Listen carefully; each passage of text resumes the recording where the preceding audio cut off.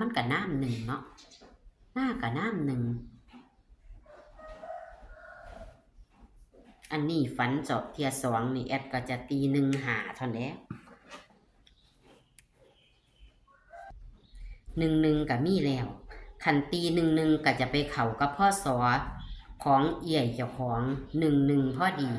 พี่น้องแอดก็เลยมันเห็นหู้สวดำหน้าต้นหนึ่งต้นเข่าต้นหนึ่งแปะลงแล้วก็ของขบันบ่แปะหัวปูมืออัดหัวปูมือนะพี่น้อง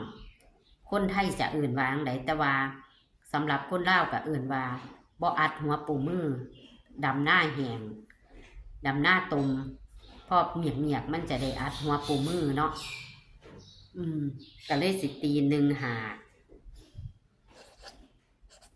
กับศู